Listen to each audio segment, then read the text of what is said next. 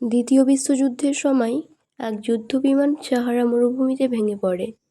Pilot প্রাণে বেঁচে যায়, কিন্তু চারিদিকে শুধু ধুধুবালির সমুদ্র আর ঝলসানো রোদ।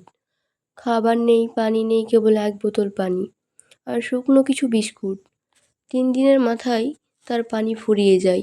প্রচণ্ড রোদ, পানির অভাব আর একাকিত্বের ভারে সে প্রায় মৃত্যুর মুখে। ঠিক তখনই মনে পড়ে, পাইলট হওয়ার আগে সে ছিল একজন শিল্পী। পকেটে ছিল একটি পেন্সিল আর ভাঙা একটা চশমা। মরুভূমির বালুর ওপর সে আঁকতে শুরু করে তার পরিবার, শহর, রাস্তাঘাট আর টলমলে পানি। জানি সে বাঁচবে না, তবু শেষ মুহূর্তগুলোতে সে তার স্মৃতি ধরে রাখতে চাই। অবাক করা বিষয়, ছবি আঁকতে আঁকতে তার তৃষ্ণা কিছুটা কমে যায়, মন শান্ত হয়ে আসে।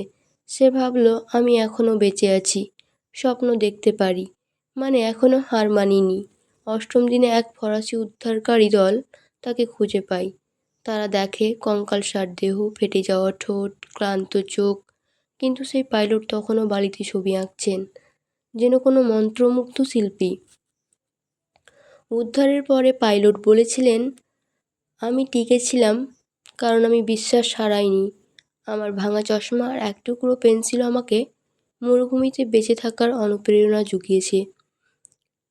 শিক্ষা, জীবন অনেক কিছু কেড়ে নিতে পারে, কিন্তু আপনার বিশ্বাস কেড়ে নিতে পারে না। যদি আপনি নিজের ওপর বিশ্বাস রাখেন, কেউ আপনাকে হারাতে পারবে না।